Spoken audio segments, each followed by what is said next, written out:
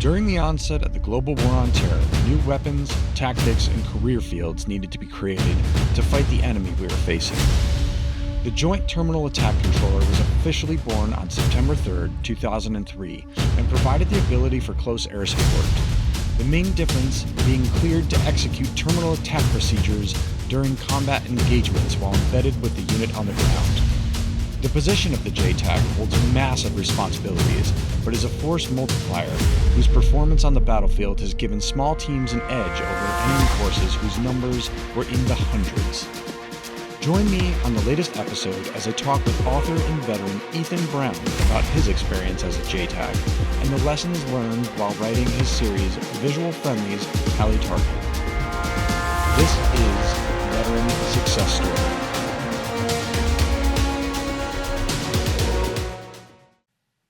On today's episode of Veteran Success Story, I sit down with author and veteran Ethan Brown to talk about his latest book, Visual Friendly's Tally Target. This book's part of a three-part series of which the first volume, which is this one, Invasions, is out now. And it goes into the history of the JTACs on the battlefield, and he specifically was a TacP. We also talk a little bit about combat controllers, but the amount of power that position brought to the battlefield at your fingertips with the communications and dealing with air superiority and close air support. So it was this is a really good episode. Ethan's a super smart guy. He's also a visiting fellow at the National Security Institute and a senior fellow in defense studies at the Center for the Study of Presidency and Congress. Yeah, that's a mouthful. But you guys are going to love this episode. We really get into it. And I mean, what a fantastic book, honestly. You should just drop it into your cart on Amazon now, at the very least. And, without further ado, let's get into it. So today we're talking with Ethan Brown, author of, right behind me here, we got Visual Friendly's Tally Target.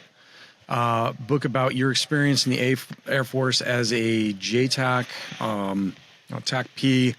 Ethan, hey, it's really good to have you on, man. Fantastic book, honestly, but we'll get it more into that in a minute, but welcome to the show. Well, thanks for having me, man. I would be remiss if I didn't open my introduction by saying your book, Damn the Valley, was equally fantastic. We share a publisher, so we have multiple connections going there. Casemate Publishers, they do a great job pushing out these important military histories. But really, man, I'm just excited to be on the show and glad to share my experiences as well. So thanks for having me. I mean, the whole story on how we kind of came across this and everything. Matter of fact, one of the guys that was attached to us over at Cop Ware in the Arghandab Valley was, yet another Air Force JTAC. And, I saw your book popping up on his, and I'm like, who's this? And then everything rolled down the hill, and here we are. So right. I think it's pretty cool on just small community. It is, yeah. It's my boy RJ Hunter. He and I volunteer together with the TacP Foundation, which is our VSO that we use to support the TacP life cycle care and management, as well as the Gold Star families. Great dude, awesome dude. And again, like you said, it's odd how the longer you live and the more the older and wiser we get, the smaller our worlds tend to get, and those converging circles of the people and that's the funny thing about GWAT is. It's very hard to talk to someone, a fellow veteran, where you didn't have some kind of a shared experience, whether it was Iraq, Afghanistan, what have you, right? So, sometimes the universe just starts talking to you, right? Well, and that's one of the best things, too, about, really a lot of these stories and stuff that you're saying, these commonalities and stuff, a lot of that GWAT war, people see a lot through the books and stuff these days, the movies, the TV portrayals. They see a lot of the special operations communities push out, and there's exceptional stories there. There really is. Some guys, some of the best people I've ever worked with or had the fortune to work with here and there, but really a lot of that day-to-day boots on the ground infantry stuff or some of the other attachments, a lot of those stories either people think they're being, they're looked over. Hey, I'm not that cool, or we didn't do something like that, or my deployment wasn't like that. And, I know the Arghandab one was a little atypical in the fact that where you might have on some deployments, one or two instances, it was just a continual man, just one thing after another. It was almost like we had an entire career within 1 year. Right. Right. You know, and that's just some of the stories that I saw within your book, you know, exactly the same, seeing some of the same instances. I know one of the things that you talked about, and, you know, we can go down that road in a minute, but the friendly fire stuff, you know, some of the stuff that you guys faced as JTACs and the program was being developed. Some of the things that they faced and some of the things that you guys probably created SOPs for along the way. I know the book talks about where they almost dropped a bomb on Karzai due to that GPS, not a malfunction, but the fact that it just wasn't understood that during that reboot was your position. And it is funny that I saw that and I knew exactly what you're talking about because of my job as an RTO at the time. That was one of the biggest things that my platoon sergeant kept drilling in my head. Like, if we ever have to call fire and this and that, like, you better make damn sure, you know, this is our grid. You don't give them our grid. You give them, you know, target location and nothing else. All right, Roger that. No adjust fire. And I, it's great that's a perfect opening for me to kind of talk about one of the key points of the project is that I grew up, you know, I'm a millennial, so I grew up in the, as I like to refer to it sometimes casually in the book, is the video game, the COD, the Call of Duty generation, where it's this public perception about what close air support is and how it was integrated into the battlefield. That Call of Duty generation, if they have no military experience, or even if they do, but they were never exposed to combat, to close air integration, you know, you get a certain number of kills in multiplayer or, you know, your battle royale mode, and you get the precision airstrike upgrade, and you hit left on your D-pad and pull up the magical binoculars, and boom, there's your danger close airstrike, and, you know, cool guys don't look at explosions, and this is theatrical, you know, bonfire as the cool guys walk away, right? Well, that's not close air support. But as you mentioned, there's pop culture and there's video games and there's movies, and yes, a lot of these tell very important, relevant stories, but the depiction of how these systems worked is fundamentally flawed. That's a very narrow optic of how people perceive close air support and what JTACs did in this war. And then if we zoom out even further, that public misconception extrapolates to the idea that JTACs were just out there razing villages to the ground, just slinging bombs left and right, you know, just strategic carpet bombing like what we had to do in World War II, lacking precision systems to specifically target things. My goal for what originally was going to be one book, and then God bless our publisher, a casemate, you know, I kind of started working with them as like, yeah, well, how many words do you have? I've got 320,000 words written so far. And this was, you know, 2.5 years ago. It's like, that's not a book. That's a trilogy. It's like, oh, well, I guess I got to write 3 books now, right? But I wrote all these stories and compiled all this information to address the fact that JTACs were not out there razing villages to the ground. Every airstrike that occurred in America's longest war, and those that are still ongoing today in various, you know, remote locations around the world, every bomb that was ever called in during that war was the result of very careful deliberation. Now, you had mentioned the story I write about the GPS and the errancy with how the grid was read off the device and passed to a bomber at 15 to 20,000 feet. None of these systems had ever been used in this application before. They were designed for war, but not in the way that they were being used by these JTACs at the time, ETACs, because this is very early in the GWAT era. The JTAC moniker became codified. It was around 2004, 2005 is when they officially became JTACs. Prior to that, it was enlisted terminal attack controller, because it was only enlisted guys who would be qualified to do it. But, you know, the GPS story with the PSN 11 plugger, no one had ever used a GPS to project a waypoint reading a 80-year-old Russian map in an attempt to soften targets before ground forces could move in to take key terrain. So, of course, a mistake. Well, I say of course, and I don't want to be too tongue-in-cheek about it, but yes, a mistake occurred. It was partially a human error. I didn't write that story to try to be like, oh, it wasn't the JTAC's fault, but these guys had been awake for weeks. They had been deployed to an austere location, landlocked thousands of miles from support structure, handed these tools that were designed for a different type of war and told, figure it out. And that's what they did. And of course, some of these mistakes and mishaps did indeed occur. But what always happened within the JTAC community is when those mishaps occurred, whether it was some form of fratricide, civilian casualties, God forbid, or some other collateral damage, the entire community would ultimately band together and critically look at ourselves and whoever it was that made a mistake and said, how do we prevent that from happening again? And I get to the last chapter of my book, which I don't have a favorite chapter from any of the trilogy writ large, but I really thoroughly enjoyed the last chapter of book one, where I talk about the rise of the first digital close air support, the situational awareness systems. That's just one example that I chose to highlight, hey, a mistake was made, and then this whole group of experts banded together and said, how do we make sure this never happens again? And that's a really important component of this whole project writ large that I'm trying to make people understand with what close air support was, who was participating in it, and the motive power underlying what I argue was the most important capability of the global war on terror. Yeah, no, and that's what you brought up earlier on in that little bit there with talking about on how everything was precision guided, or you guys were very careful to clear.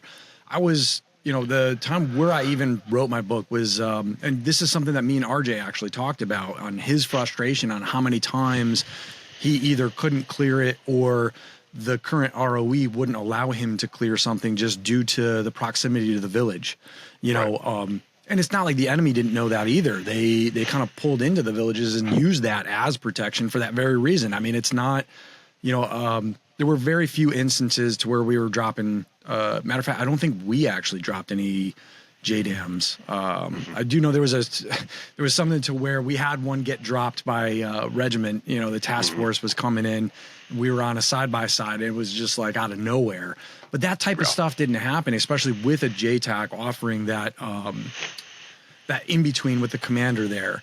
And they were very particular about that because of the relationships being built. So really, if anything, those JTAC capabilities and stuff that you guys brought, and matter of fact, that's actually something that we should go into just really quick for people that either don't understand that are watching this. Like, so JTAC is a qualification, and your job in there was a TacP, but JTAC is something to where, SF, you could get JTAC qualified, or Navy SEALs, you have a JTAC qualified person on the ground with them. Do you want to go through like your career progression and like what exactly a TacP is and go through that? Absolutely. Yeah. So there's quite a few different, as I wrote these three books, what I originally intended to do was write a story about, my last unit in the Air Force, which was the Air Force's premier JTAC unit, the 17th Special Tactics Squadron. And I started writing, a bunch of 17th STS stories, guys who were with the Ranger Regiment for the invasions and all manner of other things. And then I realized, well, I kind of got to scope out to talk about the entire TacP community.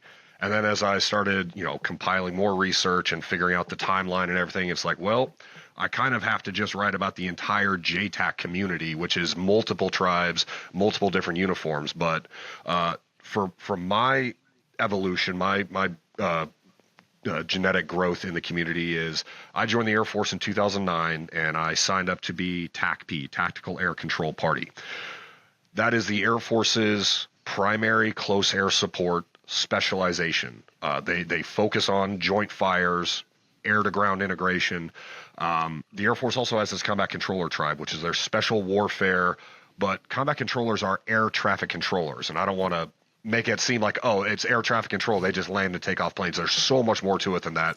They survey airfields. They do drop zone control. They also become JTAC qualified. So JTAC, or Joint Terminal Attack Controller, is the certification that legally authorizes a forward person to say cleared hot on the radio. And the training that goes into that is years to get the certification. And that does not necessarily mean, okay, you're done. You're good. Go forth and conquer.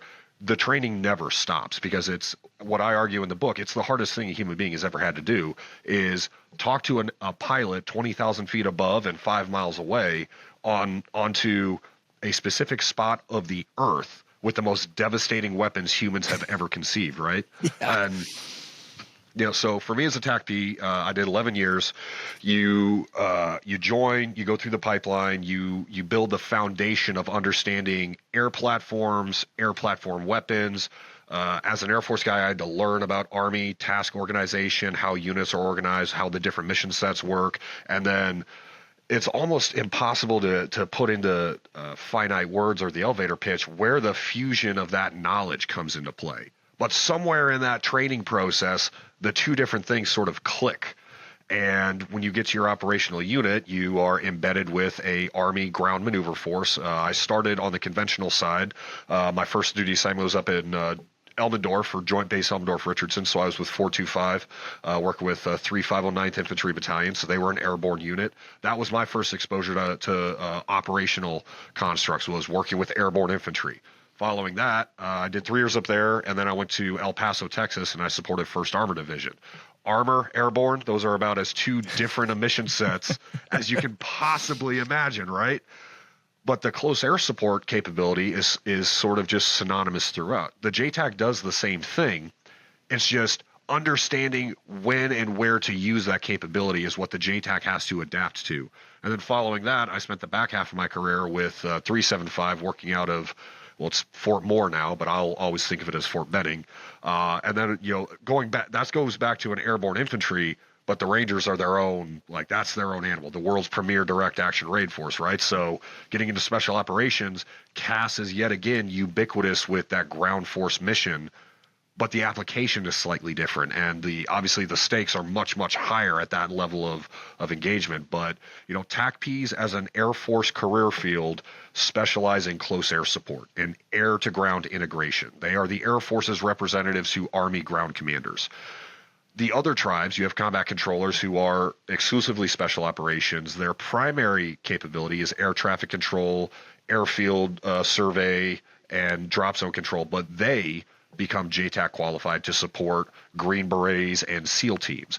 And the nature of that story, and I couldn't get into it very much in the books, but the simple reality is that there were not enough TACPs to support all of the Army and Navy ground force customers and the Marines as well, right? So other communities with some frame of reference or experience doing joint fires had to fill in a lot of those gaps. And so you saw this very holistic evolution of these different tribes within the overall JTAC community emerging to fill those critical fires gaps, which I think points to, it's just another nugget of my argument that the JTAC capability was fundamentally the most important tool in the global war on terror, because air power underwrote literally everything. When you recall going out to when you were in the Argonauts, you guys couldn't leave unless there was some kind of air coverage or the ability to rapidly respond. You may not have had an asset directly overhead, but you guys did not go out if there was not an aircraft that was going to be ready to respond with some JTAC somewhere, like, oh, there's a convoy going out from that location. Where's the mission products? Okay, well, they're in a tick. Now I got to respond and bring in the thing, right? There was no mission in this 20-year war where a JTAC was not somehow involved. Yeah.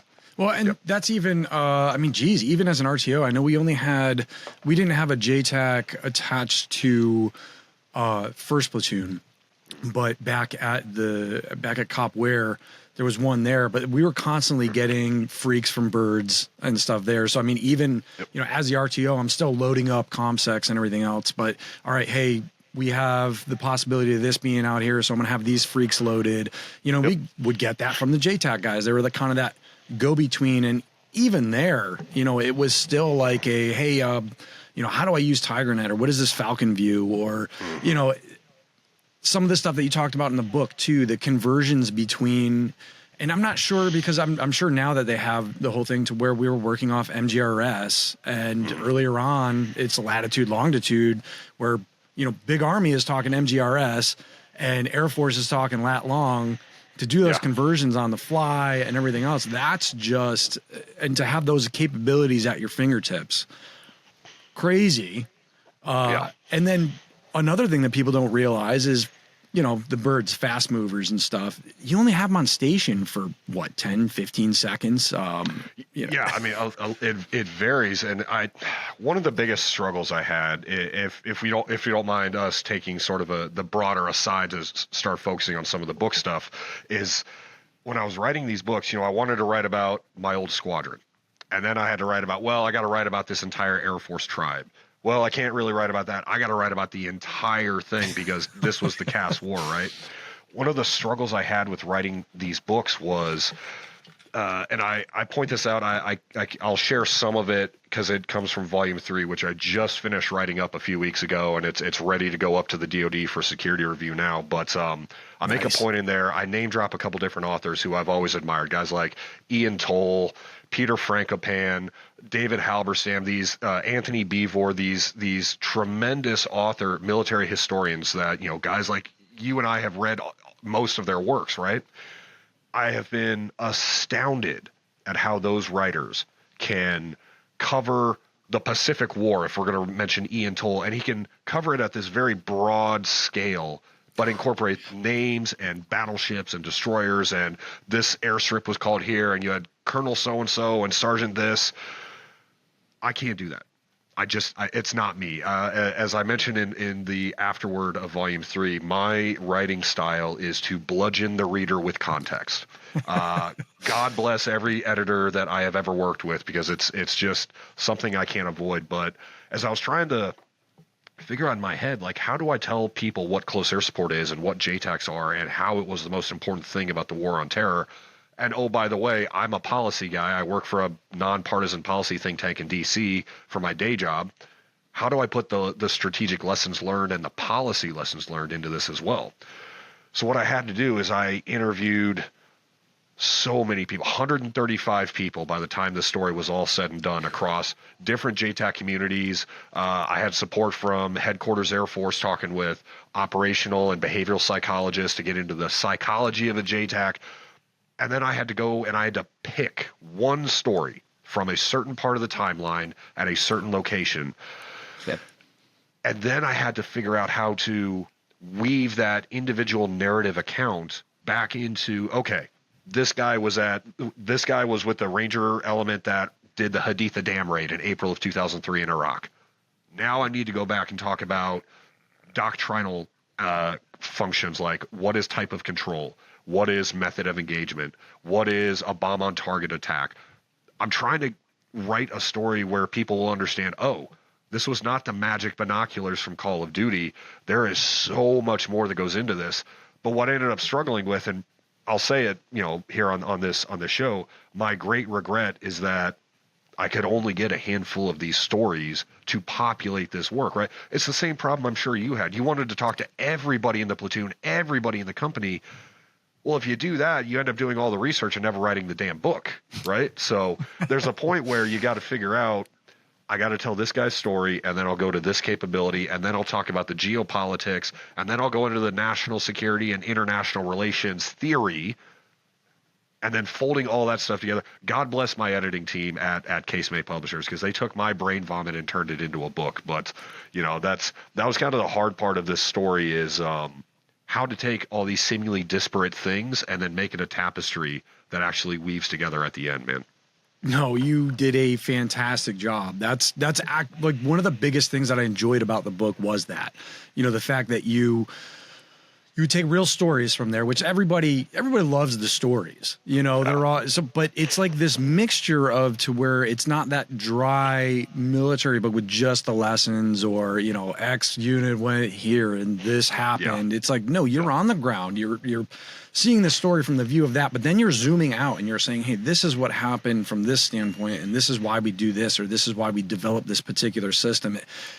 I really respect the way you did it. And that's one of the reasons I really wanted to talk to you, was like, when formulating a book, I know there's a few more from some of the other guys in the Argonaut that are coming down the pipeline and stuff. And I'm just really impressed with how you put this thing together. And it really captured me, from someone that, you know, I was always someone who was seeking out like more knowledge.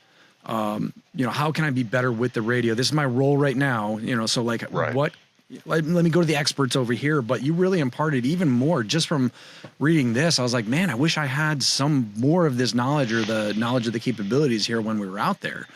You did a great job in doing that. And I know we were talking before off camera, but let's go into a little bit about, the reasoning why you did this and that historical, getting that historical record down, but without it being something that was like an embellished story there to where it's real. These things are real. I know there's a little bit going on within the veteran community there to where there's some controversy there and stuff, but I really do feel that you brought these stories out and they were actually kind of downplayed in a way to where when someone who has been there and I'm reading this and I'm going, oh my God, because I'm seeing in my head like what's happening here, but knowing that, there's even more going on here. Just absolutely wild, but you pulled it off. Yeah, for one thing, and I mentioned this in the introduction, and I give this shout out every time I talk about this book. One of the individuals I interviewed is a guy named Lance McGuire. He was Air Force TacP. He was in the Iraq invasion. He was up north with the Green Berets who were supporting the Kurdish Peshmerga ahead of this. So this is well ahead of the big invasion force coming out of Kuwait and making the lightning dash into Baghdad. Oh yeah, that was a great story. I can't choose a favorite chapter. They're all fantastic in their own ways, and each one has its unique. They're all going to be special to me, right? But before I got out of active duty, I was at my unit, the 17th STS. Lance was a contractor there. He was one of our JTAC program managers at the time, and myself and a teammate, a guy who I have interviewed for Volume 3, with an insane story about how he catches machine gun rounds in his plate carrier and then goes on to control his own medevac. It's insane. But I'm sitting there, and this guy's name is Drew. And Drew and I are sitting in the team room. We had just hired a quote, new guy. He was experienced JTAC, but we pulled him out of the conventional community, out of the Guard, as a matter of fact. And Drew and I are trying to come up with this training event for this, quote, new guy so we can start getting his mind, like, ratcheted around. This is how we support the Ranger Regiment with close air support. And Lance comes in, and he listens to Drew and I going back and forth, and a moment goes by, a little bit of silence, and Lance just kind of jumps in and starts telling a story about this insane mission he had done back in his, he had been everywhere, done everything, and he had all the experience you can imagine. And, Drew and I are, of course, listening to him, and then everybody else in the room, all the other guys on team, just kind of lean their chairs around and are listening to Lance tell this, I say ridiculous because it's too fantastic to not be true, right? Yeah. Lance was not telling this story because he wanted us to know how cool he was or like he was patting himself on the back. He told the story because he had learned a critical lesson from that mission that happened to apply to what Drew and I were trying to figure out for some training event. And Lance is just like, that's just my 2 cents. And then he turns around and walks out of the room, and the room is quiet and we're all sitting there. And my buddy Drew looks at just no one in particular. And he's like, damn, someone's got to start writing that shit down. That was the nugget in my brain before I'd even gotten out of the Air Force. And I already kind of knew my transition plan, what I wanted to do when I grew up. But that was the nugget that got planted in my brain where I was like, I'm going to write this book. And we get to, Lance's chapter, and it's trying to explain to people, as you said, you were there and you saw a lot of these things, being an RTO and being there in the command decision matrix. You're supporting the ground commander, putting comms out. There's so much more that goes into being a JTAC than just saying a 9-line over the radio. Yep, that's your target, cleared hot. So what I wanted to avoid, and I mentioned this in the introduction too, I did not want this book to just be a bunch of bang, bang, shoot 'em up, no shit, there I was, vet bro stories, right? Yeah. Because that becomes very repetitive. It's the same. Oh, he got in a gunfight. He slid on his knees around a corner and threw 50 grenades into the building. From his backpack. When I wrote these stories, it's like, I haven't calculated all the exact numbers, so this is a bit of a wag on my part. But for every interview I did, for every individual narrative account that has to do with a specific sliver of the timeline or a strategic lesson or a capability, whatever it is, every story that the reader will pull from this book, when I talk to that individual JTAC, the book only features maybe 20 to 25% of everything that would happen on that mission alone. Yep. There was so much I had to cull just because it would overwhelm even people who are familiar with CAS or familiar with military capabilities. It's like, holy God, there's no way a human mind is processing all this information. But the simple reality is, yes, like these stories barely cover the chaos inside the mind of a JTAC because, for me, I would have my AirNet on my left ear. I'd have my brick radios, slung on the front of my plate carrier. The left ear is all the CAS platforms. And it's me screaming at them and them screaming at me. On the right ear is the ground net, whether it's assault or command. And I'm listening to the platoon sergeant push a ranger squad into the compound. But then I've also got the company commander talking to the platoon leader who I'd be with. And then the platoon leader, who was my acting GFC at the time, he'd be yelling something at me, so I'd have to pull the headset off. There's 3 or 4 different conversations happening in my head at any given moment. Yep. And I say in my head because I was a JTAC, but, that's synonymous with any JTAC. That's their experience, right? So when I tell these stories, it's like, I wish I could have put everything in there that these guys talked about, but ultimately that's how I end up having to write 3 books because you can read book 1, and I think you could read it as its own, like, wow, TacPs were there for every moment of the invasions and did all this insane stuff.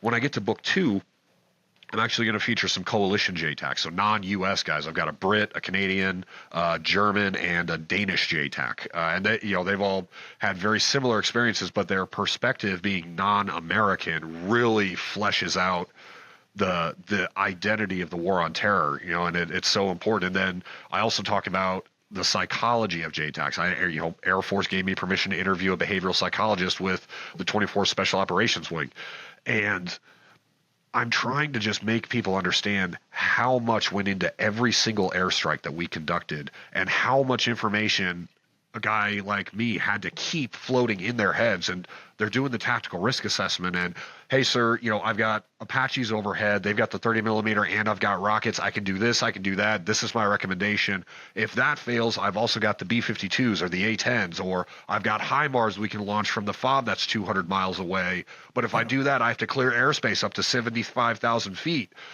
There's so much that goes into this. And it's taken me 3 books. By the time you get done reading all 3 books, the reader will have some concept of what it takes to be a JTAC. They will have most of the idea. And I still had to leave so much out, man. So that's my one regret with this book, is how much I had to leave out and how few stories would ultimately make it into this final cut. But the ones that are there, you made the comment earlier, and we talked about it off camera as well, is we don't want to embellish anything, right? No. We don't want to church up something that doesn't need churching up in the first place. There's not a single word of this book that is embellished. In fact, most of these things, I really had to water it down just so that someone could go to a Barnes & Noble, which my book's at Barnes & Noble. I saw yours at a local store just the other day. It was really cool to see that. But if I want a random person to pull my book up off the shelf, I got to water this down to something that the average person can read and comprehend. Yeah. So that's why it's taken me 5 years to get these done. But I was going to say that's a challenge. Endeavor. Let's talk about that really quick. Like, I mean, like in going into this, you were still in at the time, correct? At the time of active duty, when that nugget got planted by my buddy Drew, that's when I started scribbling some notes down. Like, how would I shape this book? Who would I talk to? Okay, if I write this book, do I talk about every aircraft in the inventory? Do I talk about every sensor? Do I talk about all the radios? Ultimately, I would do very much that. And, God bless the editors at our publisher, man. Andy from Australia was the lead editor on it, and he did such a fantastic job of, hey, man, you've got 500 words in this paragraph. Can we get it down to 150? And there was some of this give and take, and you know how that editing process goes. And they did the casemate did such a fantastic job with this work. But yeah, it's so overwhelming trying to think about. I spent years developing the institutional knowledge necessary to be a JTAC. And then, when I felt like I had mastered it to a certain degree, I sought out the next challenge, which was going from conventional TacP to I want to go into special operations. And, for being at the 17th, supporting the Ranger Regiment for TacPs, that's kind of the top of the pyramid. That's the doctrine level CAS. But it's a matter of, what do I put in this book to just try to convey the technical components? And then I got to put in the doctrinal components, the big DOD, here's how we write these publications that guide and dictate what you can and can't do. And man, it was overwhelming when I started this process. And yeah, 5 years later, it's finally at a stopping point, for lack of a better term. Yeah. Well, I mean, we'll see, right? Right.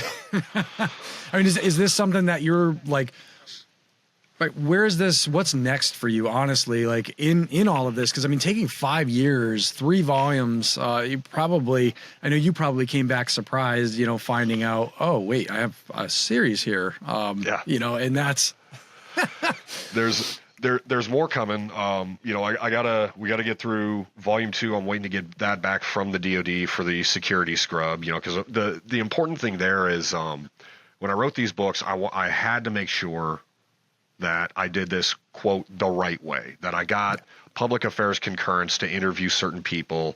I worked through the Defense Office of Pre-Publication Security Review. The whole team there has been nothing but fantastic, very supportive.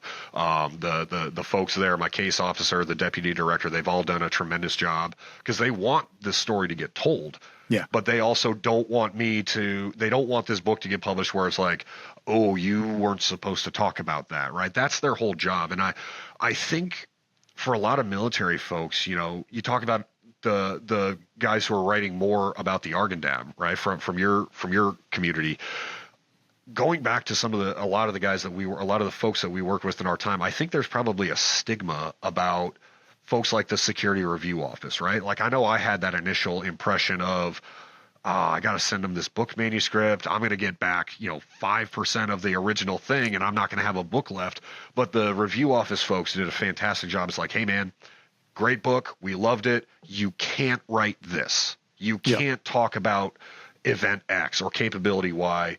But they aren't doing that just to be assholes or, I've got the power. They were genuinely invested in, yes, we want these amazing stories getting told. We just want to make sure you guys do it the right way so that no one gets in trouble, compromises sensitive data, what have you. So that was a big part of the process, and I'm waiting for volume 2 to come back. They've had it for, I think, about 8 months now. I know volume 1 took 9 months on the dot, and volume 3, I'm done writing it. I have to wait for volume 2 to come back before I can submit volume 3. Yeah. Which the difference between the 3 books is very compelling and interesting, and we can go into that in a second. But man, 5 years and 3 books, I am exhausted at this content. It's exhausting. I'll share that. I haven't really shared this with anybody, so this will be great content for you here. But I'll kind of make myself vulnerable here in that everybody that I interviewed for these books, we'd get through the process. I'd write their chapter. I'd incorporate all the other things that would go into their segment of the book. I would email them their part of the book so they can make any corrections, do the red ink, whatever. Almost every single one of them would get back to me and say, hey, dude, I haven't thought about these things in 15 years. I'm so glad I finally got to talk about it to somebody who understands the experience. And really, I'm not a journalist. Yes, I write. I've been published. I write articles, on a regular basis. But I'm not some random journalist who found a great hook. I'm one of the community. So these guys would all come back and they'd be like, hey, bro, like, thanks for doing what you're doing. Like, I'm so glad I finally got to tell this story because I've been holding on to it. Because the reality is JTACs did not write. There's really not very many books about TacPs or JTACs. Yeah. Dr. Steve Call wrote the book Danger Close. I would encourage all your listeners to go check that book out. It is very similar to this first volume of my trilogy. And that's pretty much it in terms of JTAC books. SEALs have got all their, there's the joke when you finish BUDS, you get your Trident and a book deal, right? Rangers have written books. SF has written books. Infantry, pilots, all these communities have written books, but there's nothing out there about JTACs. So a lot of these stories I've covered, guys have been holding on to this for decades now. which is awesome, right? There was some catharsis for all the guys I interviewed for this project. But I have had to relive all of these experiences, vicariously, or go back into some very dark rooms in my soul that I have had locked away because of what I went through, very similar to what these guys went through, right? So I am exhausted at having written 3 books and lived in these rooms for so long. So the next project for me, ultimately getting to answer your question. I like to tell stories, if you couldn't tell, right? It's a bad habit of mine. But next is another book. I've started putting the content together for it. It is going to be really a strategic assessment of how the war on terror changed America. Not just a capability of the military changing the American war machine, but I want to write the story about how GWOT fundamentally changed the fabric of American society, because I think it's a very uncomfortable conversation that no one's ready to have, right? And Vietnam took 40, 50 years before we really started doing a critical review of the policies that got us there. I don't think we can afford to wait that long with Afghanistan and Iraq and the lessons we need to take from that. So that's forthcoming. Yeah, no kidding. I mean, especially with kind of the climate in the world right now, have we learned our lesson from our past conflicts? Are we ready to jump into something yet again without having a plan of getting out or a plan for the way forward? That's an important book. I can't wait to see that end. But yeah, I mean, really, like, going back to talking about, spending 5 years and having to relive some of that, and by reading these stories too, I mean, I could tell your experiences are in there because you're putting forth a visual, that somebody who wasn't there wouldn't know some of this stuff or wouldn't be able to present it in that way. You did a great job at providing a picture that, I could see as well. But how was that for you, having, number one, to face that, but then, like, did that end up, I know at times, it can be dark. It can really be, I know there was chapters I wrote in my stuff to where, I had tears running just because I'm picturing again, like, what's going on with these particular guys. And I know it's a little different due to probably some of the situations and stuff, but I'm sure there was some to where, it brought forward some emotions and stuff from you and probably the person that you were interviewing as well. Like, how was that for you? But then how was that for them as well? I mean, did you guys find it therapeutic to face this again? I kind of know the answer already, but yeah. There's a buddy of mine who I was on team with at the 17th. I've interviewed him for volume 3, and I can't talk about his mission. It hasn't even gone up for review yet. But what I will share is this guy went through some just fantastically harrowing moments of his life. Like the mission he talks about, the helicopter lands, 360-degree gunfight in Nangarhar, one of the darkest places in all of Afghanistan. And I asked him to go. It was as he called it, it was the darkest moment of his life. And I asked him, I was like, dude, I need you to tell the story, because it was CAS that saved the day. Not just that Air Force JTAC. It was him with the Ranger fire support officer, the 2 forward observers. The CAS team saved the day. And I asked him to go back and relive what is the darkest moment of his life. And, for me, I guess I just kind of hyper fixated on doing the job, which was telling the story respectfully, articulately, and doing it justice. So I kind of got to compartmentalize and segregate conscious me from author me, which I talk about this in book 2. I've mentioned, I think a couple times now, I was able to talk to a behavioral psychologist in the Air Force, and I asked him all these different questions of, what's the mindset? What are the tools in the mental and psychological toolkit that we see as a trend item within this very specific community? Compartmentalization is one of the more important indicators that psychologists look for as our community went through the assessment and selection courses to go do this job. That's great as a functional tool, because when I'm in a gunfight and I have a ground commander who may be less experienced and younger than me, right? He might be an Army Ranger first lieutenant on his first or second deployment. Now he has been handed the gravity of being a ground force commander. making the decisions, right? The JTAC does not make the decision on whether or not to drop the bomb. The JTAC advises the ground commander, who ultimately makes the decision. And I use this analogy in the book, and I'm quite proud of it. I think it's original, but I tell the story in there. Harry Truman had a placard on his desk when he was president of the United States, and it said, "The buck stops here," right? Yeah. As it applies to JTACs, the buck stops with the ground force commander, but it gets spent by the JTAC. Yeah. So when I talked to my buddy for this mission in Nangarhar, and I asked him to relive these moments, we get to the end of the mission itself, and there was some unfortunately some tragedy that occurred on that mission, and it was difficult to write about that, and especially to do so respectfully, because you're talking about the loss of human life, not the enemy. We're talking about the loss of friendly lives. Yeah. And he gets through the end of it, and he's like, all I could think about was, what did I miss that led to those two guys not coming home? What did I not hear on the radio? What did I not see? What 2 or 5 or 12 pieces of information did I not put together in that moment? Yeah. So JTACs will always, everyone I talk to and every JTAC I know, nearly every one of us had lost our teammates in some capacity on a mission.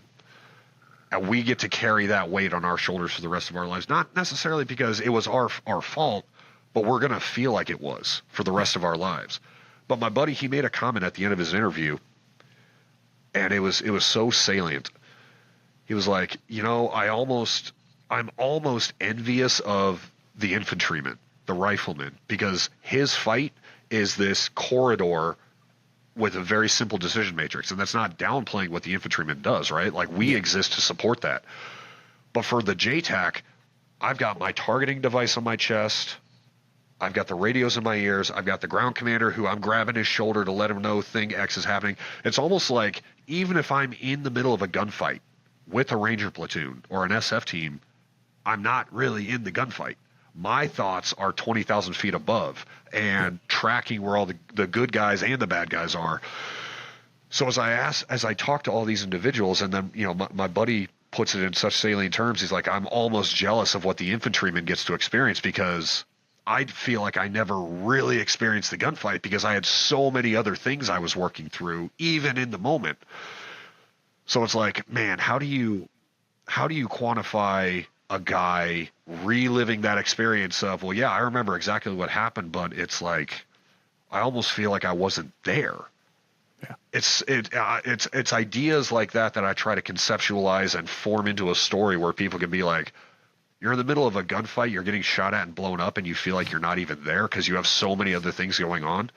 So that was a narrative that reoccurred with multiple interviews, as guys who were like, I was so fixated on what was going on that the stress never processed.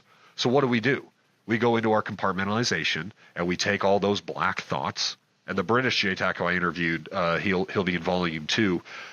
He had another salient quote that I'll share, is that close air support is a very dark art. Yeah. We are wielding the most devastating tools humans have ever crafted, and we have this almost digital filter between us and the effects of what we're doing. And when it's over, then we have to go and walk through that rampage, walk through the aftermath of the gunfight, and now it all comes flooding back. Well, how do you process that? You don't. You compartmentalize it, and you put it in one of those dark rooms that you never go back into, and then we don't process that years later. So a lot of these guys who I interviewed, I was able to help them process a lot of these things, which, the catharsis was there. It was therapeutic for them, and thank goodness I found these individuals who were willing to talk. But it's almost a microcosm of all of us who fought in this war on terror and went into the graveyard of empires, as I like to refer to Afghanistan. We all feel that responsibility. We didn't lose this war, right? That's an important point that I really want to make here. If you look at the casualty numbers, I interviewed JTAC. His story will be in volume 2. He was on the QRF to go in and recover Extortion 17 in 2011 when it got shot down. Yeah. There's not a single bomb that got dropped in that story, but it was the human factor that I really wanted to zero in on, right? And he had another salient point. He's like, look, if you look at the enemy killed in action versus the friendlies lost, we whooped that ass. It was the most lopsided victory, if you will, in human history. We didn't lose the war, but we failed to win it. So in the same way that our generation is going to look back at GWAT, at Afghanistan in particular, and be like, for what? Why were we there, and why did I lose friends? JTACs have a very similar recollection of the individual missions, the deployments, their experiences. Is I did my job and I did it well, but we still lost guys. And at the end of it, it was never, for JTACs, it was never really about a strategic outcome. It was never about the operational intent of mission X. It was, my job is to get all of these Rangers on a helicopter, go out there with them, keep them safe so they can close with and destroy the enemy, and get them back on a helicopter.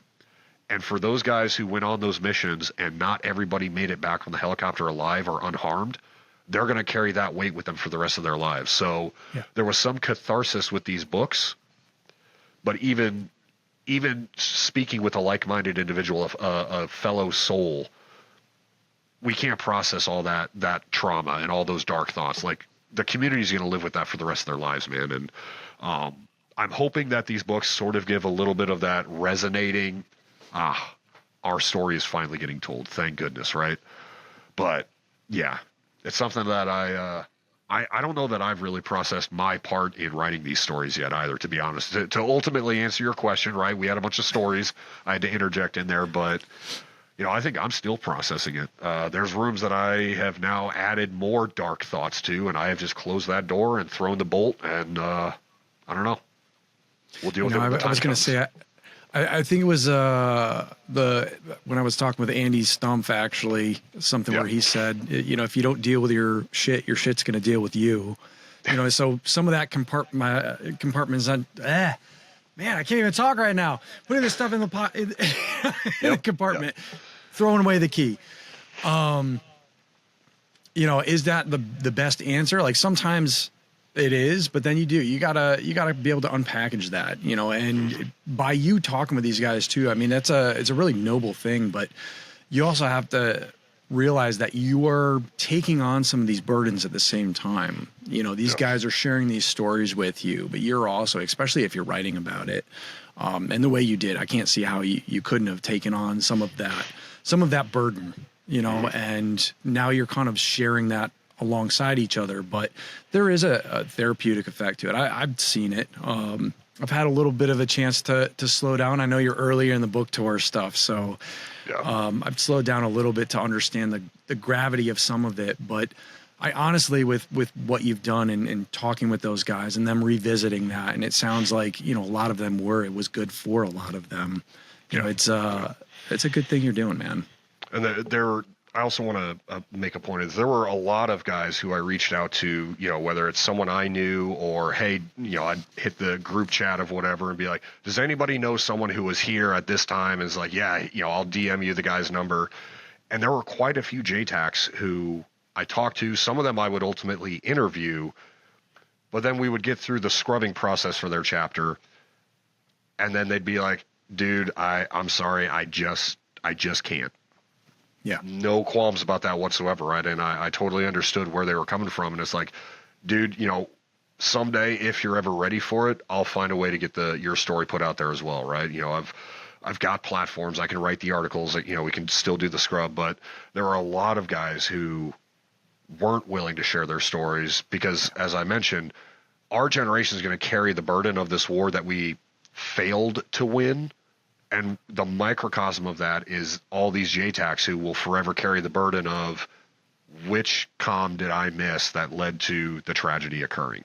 And those guys are living with that now. And, having this platform, to any of our veterans who are listening to this, don't hold on to these things. You got to go talk to your brother. Go, DM Will or I. And, we are our willing ears just to be there for a brother or a sister who needs to go into that room, but don't ever go into those rooms alone. That's the key point that should be taken from this part of the conversation. Eventually, we all have to go back in there and deal with the shit, right?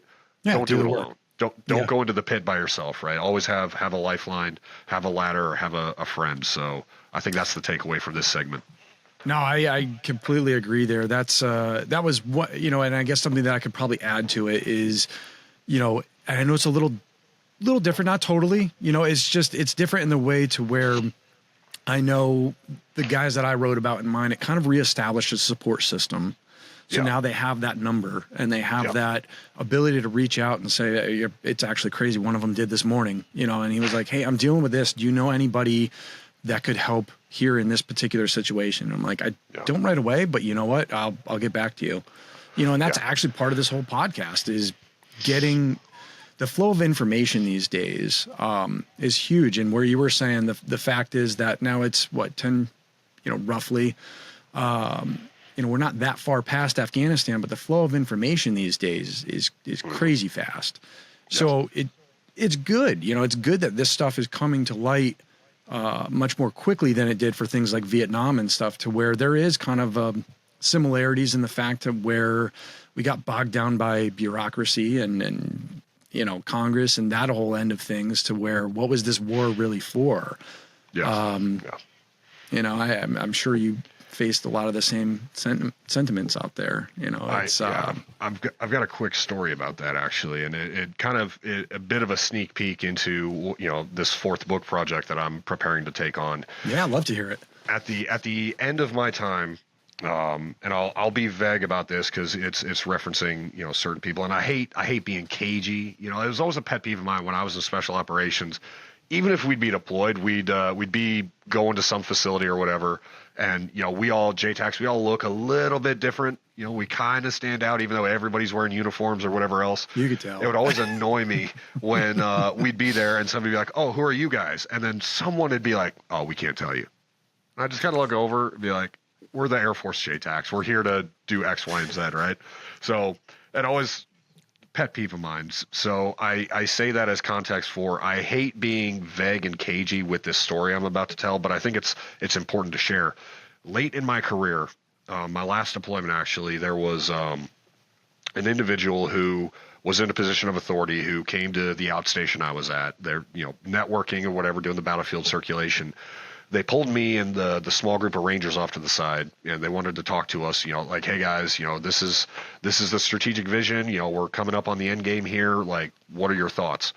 And there was, you know, kind of this hesitant, like, well, you know, it's a difficult environment or whatever.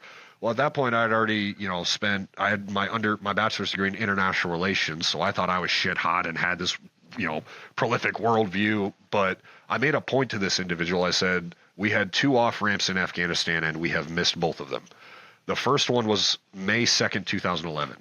That was the day after the Bin Laden raid. Mission accomplished, we're out. That was the first off ramp and we missed it.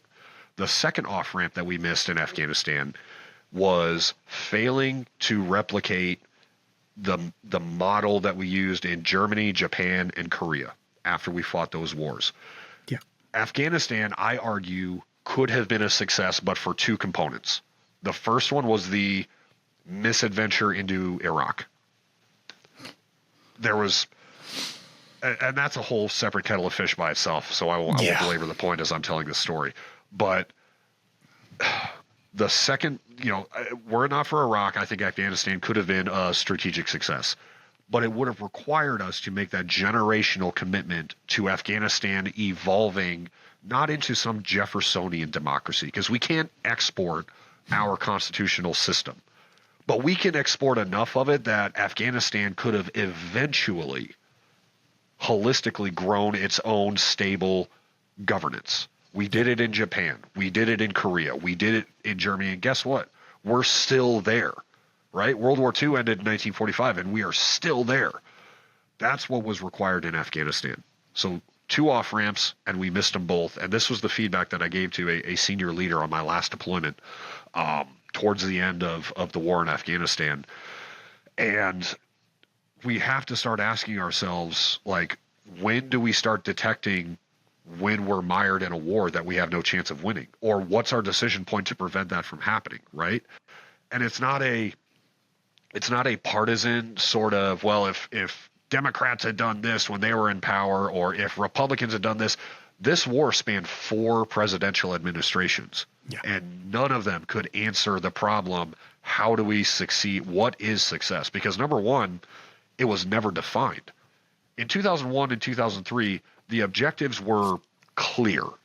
Retribution for September 11th, and then Iraq was clear in that Saddam Hussein is a threat. Well, he was actually a stabilizing component of Middle East politics, albeit an evil, authoritarian, repressive regime, but he was stability, tragic as it was. But after we invaded Iraq, and I really get into this in volume 2, in volume 2, I still do the JTAC stories. I do the deep interpersonal dives, but I really start hemming in the strategic lessons in the second and third volumes of this project. After we invaded Iraq, the war just completely lost sight of itself. That's what insurgencies do to great powers, is they bog them down and erode the will of the people to support the war effort. And that's where we went astray. So that's one lesson that I'm hoping to really capture and put out there for public discourse with the publication of these books. Is they're great stories about an unheralded community of the U.S. military and some of our coalition partners, but there is a much deeper purpose to what I've done in writing these books, and I just so happen to have an amazing platform in which to do so, which is the stories of the JTACs, who were charged with the most influence and the most impact and the most power.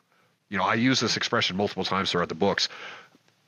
You can look at Alexander the Great, Napoleon, Genghis Khan, warlords and commanders of armies, and not one of them, no one in human history has had as much power in their hands as a American or a coalition JTAC during the post 9/11 wars. No one has ever had that much power at their fingertips. And excuse me, the lessons learned from the guys who were charged with fighting in this war and doing things with this amazing capability, I think, had a unique perspective with which we can look back and review our longest war. So, I had multiple objectives in writing these books, but eventually the whole tapestry will come together eloquently.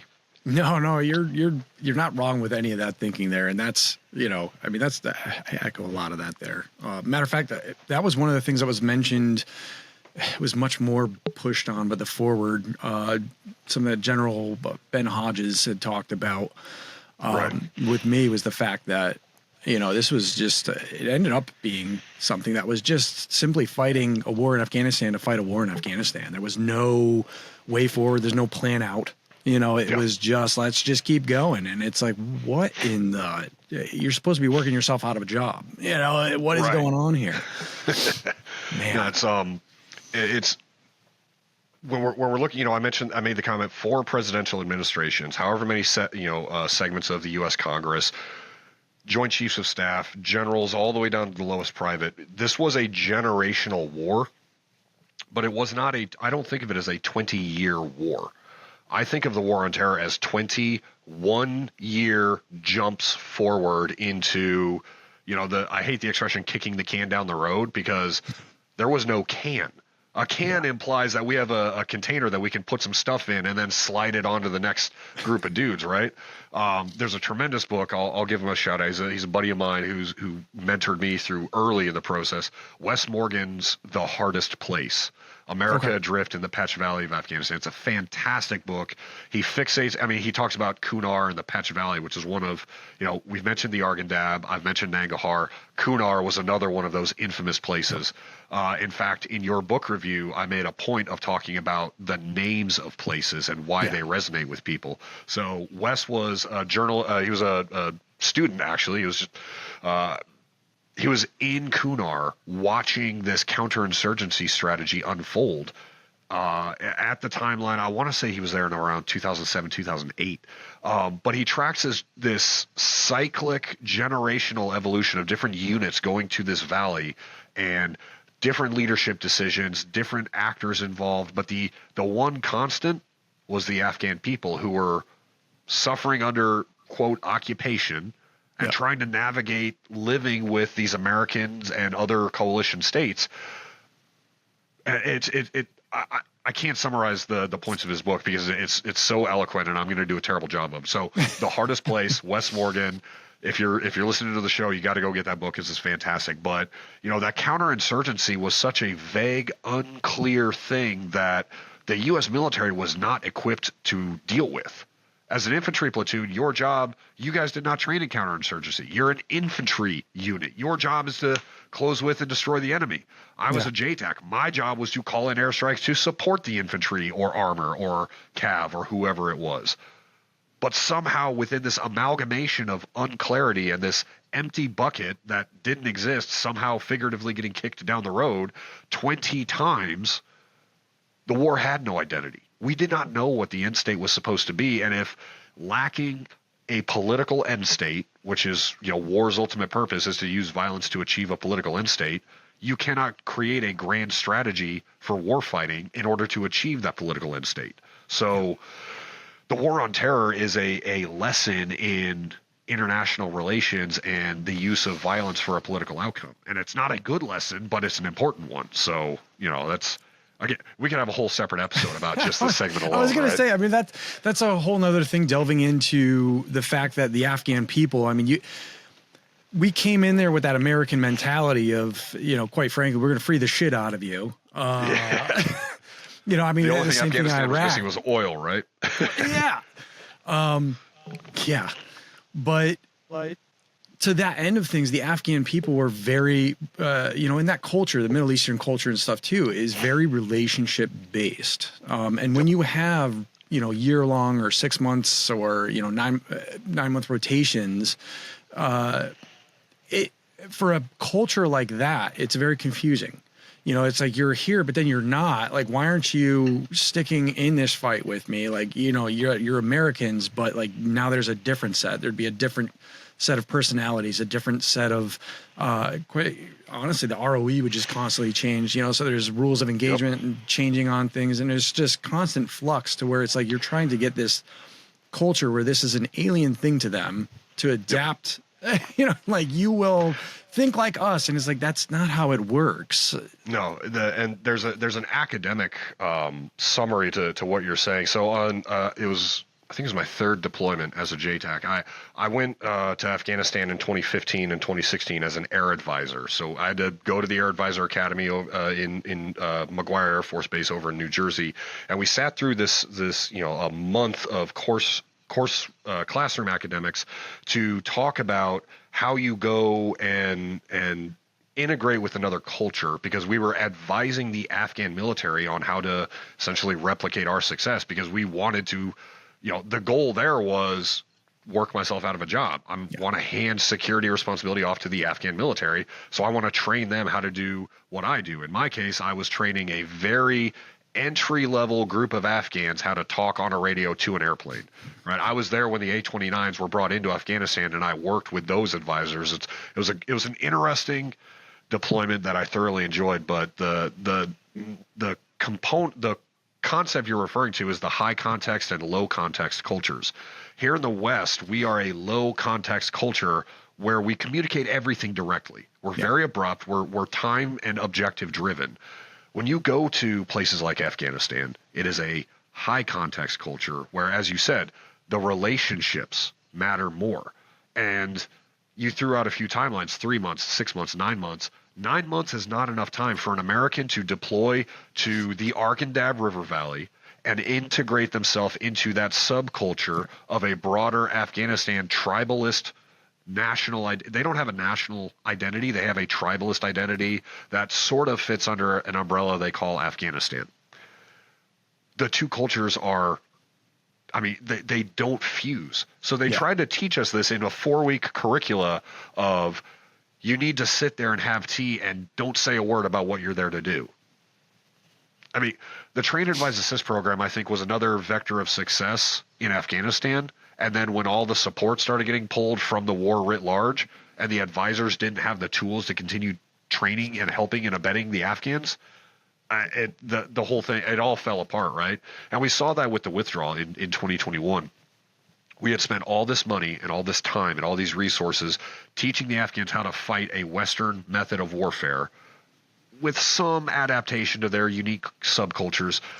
But as soon as we pulled out, as soon as we took air power out of theater to directly support them, and I talk about this in detail in Volume 3, so I got to be careful about how much I share here, but it was the least surprising thing about those last 3 months of the war, that all of the ANDSF and the border police and the National Army, they're gone. They just fade, and they leave their rifle, they take their uniform off, and they walk away.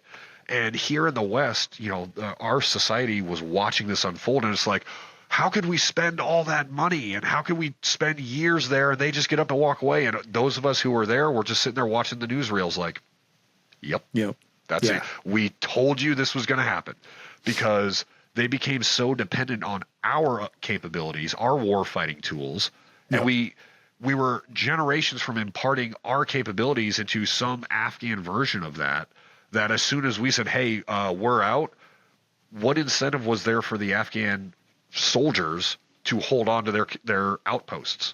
None. Because they know that this Taliban wave, this is inevitable. So that was an emotional experience writing about the last 3 months of the war to close out volume 3.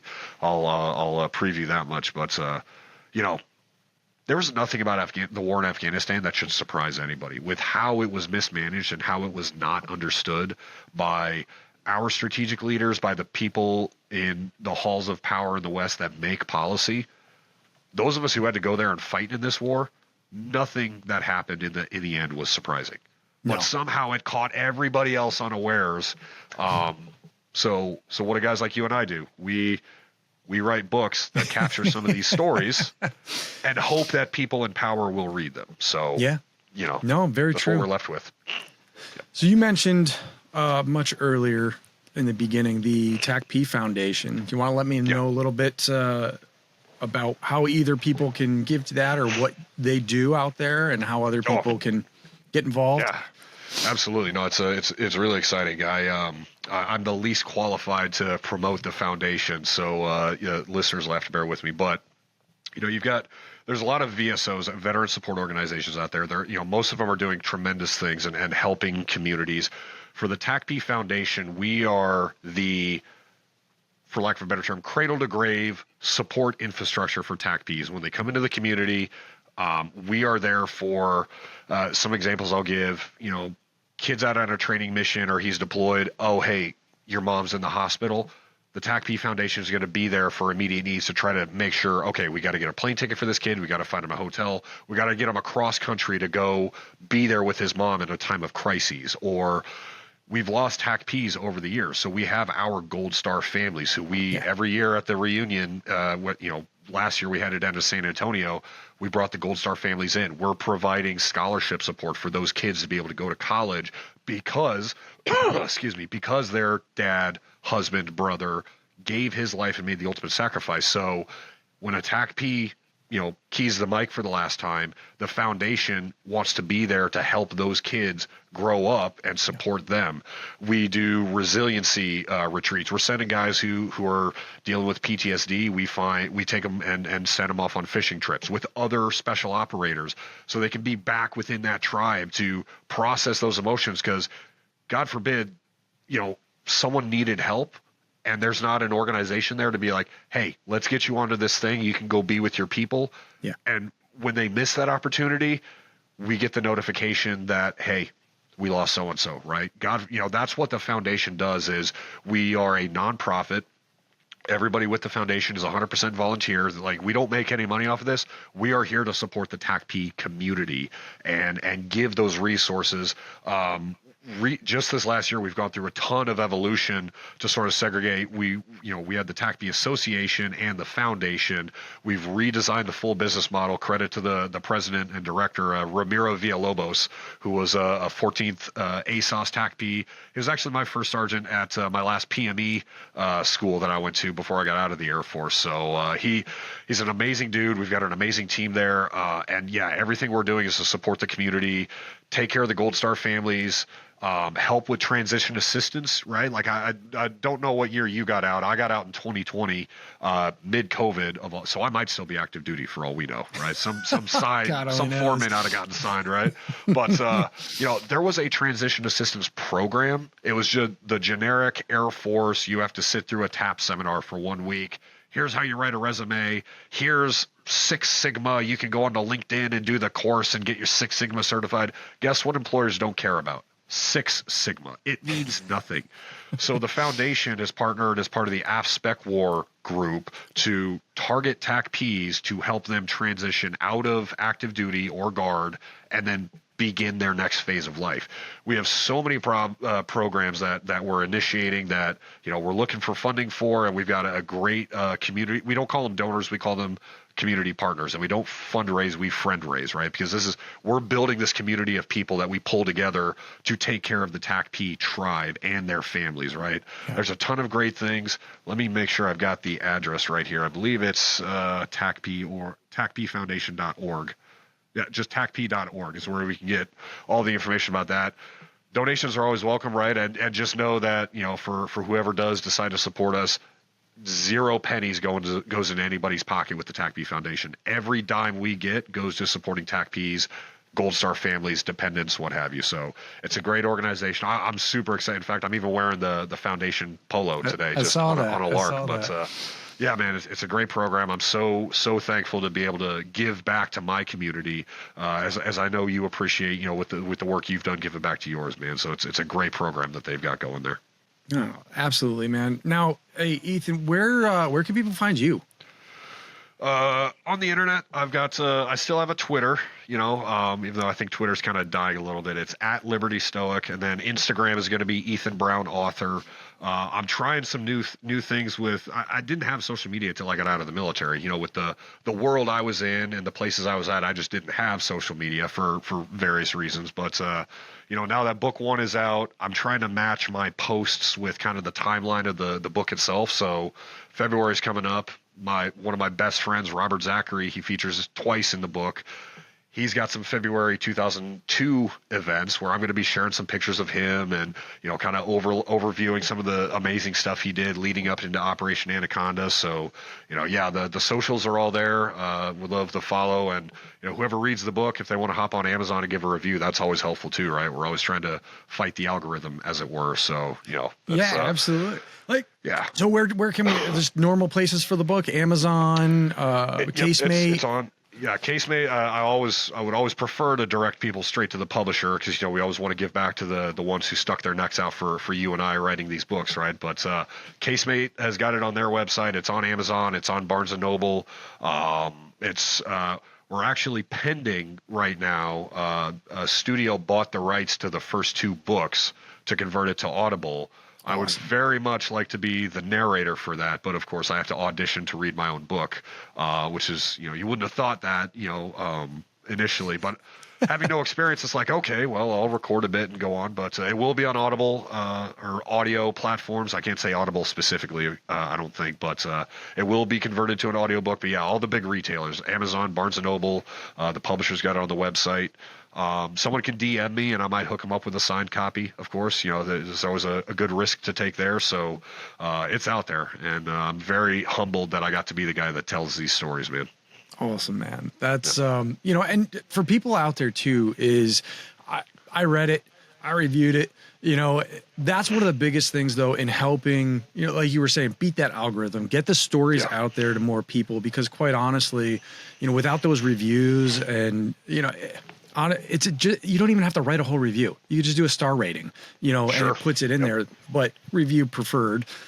But that really helps push those stories out there. It helps the visibility of it and get this stuff out there. I mean, it's honestly, it's important. And especially the story that you put out there, just the way that it was written and imparting these lessons that you and these other guys specifically learned on the battlefield. And hey, this is what we took from it. I found it valuable. And honestly, anybody that's in right now in that sort of capacity or has to carry a radio at any point, quite honestly, should give it a read, in my humble opinion. But Ethan, hey, hang tight.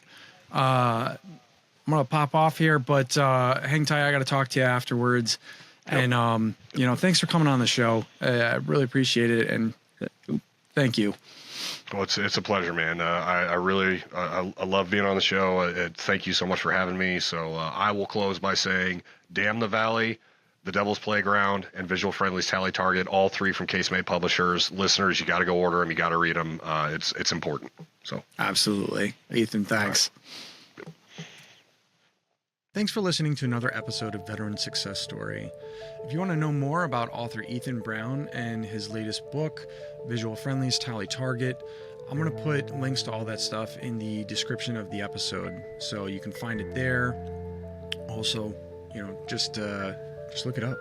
It's on Casemate's site, and honestly, it was a great book. If you enjoyed this conversation, there's a lot more vested in there. We barely scratched the surface. So the lessons learned, and quite honestly, as being someone that was involved with radios on the ground during combat situations, I can definitely say that I wish that I had read something like this prior. Some lessons I learned out on the battlefield can actually relate to. One in particular with the IR flashing systems, and he talks about it in his book. But they used to issue an IR flasher called a Firefly that ended up to where aircraft circling above it looked like muzzle flashes. So definitely not something that, as someone on the ground, you want to be appearing as muzzle flashes towards your close air support circling, because you're probably going to get bracketed. But it was wild to see that in the book, where that came from, that originated, and a lot of the other things that he showed in there through stories, as well as practical learning and policy changes and stuff. So great book, super informative guy. Look out for more coming from Ethan Brown, as well as the pre-order. He's got another one already pre-ordered and ready to go. It's in my cart. But if you do read it, please go and review it for him. Leave a star rating at the very least, but these reviews help bring these books to the surface, and they bring it to light.